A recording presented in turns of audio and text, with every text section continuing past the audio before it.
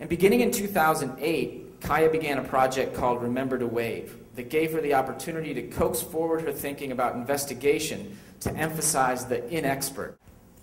I became interested in moving into inquiries actively, inexpertly, and keeping the space open and not closing it down. How do I notice what I don't notice? How do I notice what I don't know I don't notice? Inexpert, I notice with the attention and drifting inattention of poetry.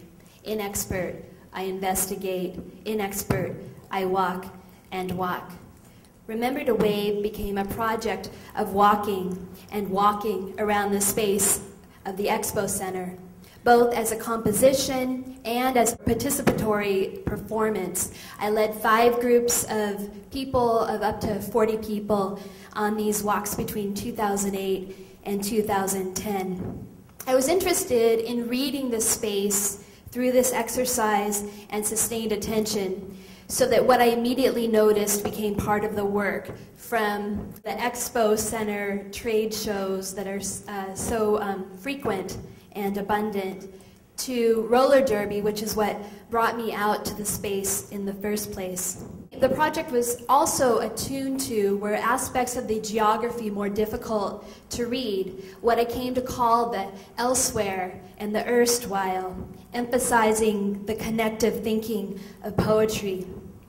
Reading that space then for the erstwhile meant reading it for the history of incarceration of Japanese Americans in World War II. So in May 1942, the Expo Center imprisoned over 3,000 people until August and September of 1942. And people were living in spaces built over animal stalls in this building right here that we're walking up to. And we're sort of looking into the doors because the trade shows are partitioned now by these old growth pillars. Those are the same old growth pillars that partitioned the living stalls that were separated by canvas when people were imprisoned there. And an erstwhile reading also coaxes up the history of Vanport City, which actually surrounded the Expo Center on floodplain land and was in the construction began while people were imprisoned in the Expo Center. And Vanport at one point housed over 40,000 people who were mostly there to build ships to fight the war. And after the war, Vanport also housed people who returned from that war, including GIs who attended Vanport College Extension Center, which some of you know as the beginning of Portland State University, and also housed some people who were imprisoned in the Expo Center, in Portland Assembly Center, which I was sort of suspicious of. I sort of hypothesized about as I began my research and found it to be true, because people were forcibly imprisoned in this space, then forced into inland prisons, and then after the war was over, came back to no housing. So Vanport City had these vacancies because the war was over, so Japanese American families moved into Vanport City. But that land continued to prove to be repellent, and the city was destroyed in 1948 by a flood. So I'm really interested in context, how context matters with this project, so that existing signs like this one that's emphasizing, the one that's behind me in this slide, that's emphasizing the toxicity of slough water, became part of the poetry. And I'm interested in what I think of as situational rhymes, ways in which I can use that connective thinking of poetry. So I kept looking at the pods, the portable on-demand storage units, and came to see them as kind of monuments to possessions in a context where Japanese Americans were ordered to bring only what possessions they could carry and were not given the possibility of storing those possessions. And I'll say there's another layer that sort of coaxed out in terms of situational rhyming. During Hurricane Katrina, executives of portable on-demand storage said that people had begun to live in pods, so they saw this possibility for their business and began to create portable on-demand shelters that look the same as these, but they have fold-down beds.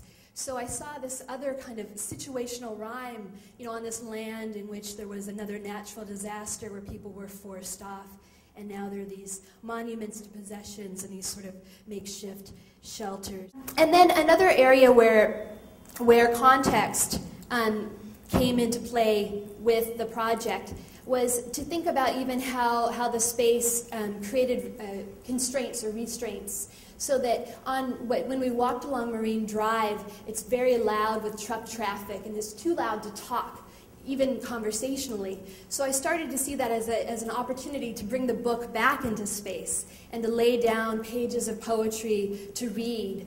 So I laid down pages of haiku that were written in internment camps, especially Tule Lake, where a number of people from the Expo Center were sent.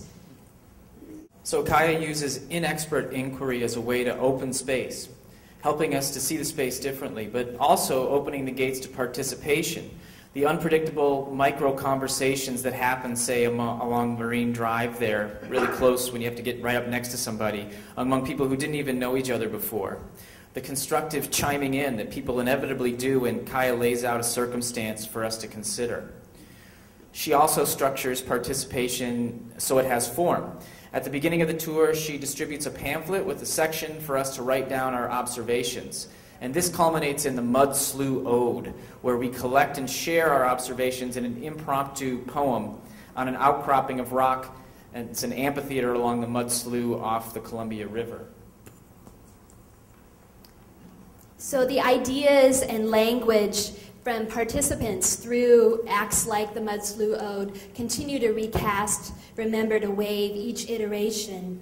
I'm interested in recasting work and having a sustained attention with work, whether that's through mapping. This is sort of an early map of the walk in which I stitched it and collaged it, and this is a later map that was entirely textile of that same shape that I had created of the walk.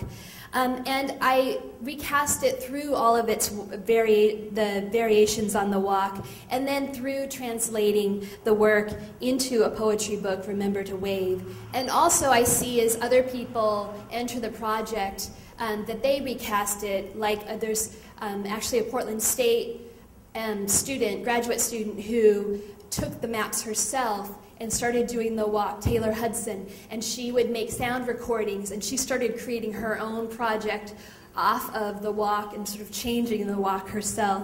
And a way that this all extended last summer was through a community arts project that was a collaboration with the Oregon Nikkei Legacy Center, Sisters of the Road, and Street Roots and Transition Projects.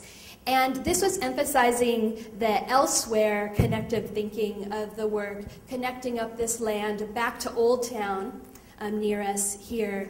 And Old Town was, before 1942, Japantown, Nihonmachi, and that disappeared when everyone was incarcerated. So in this project, we worked with people who were knowledgeable of that history and of Japanese American internment, and also people who are homeless living in that neighborhood now.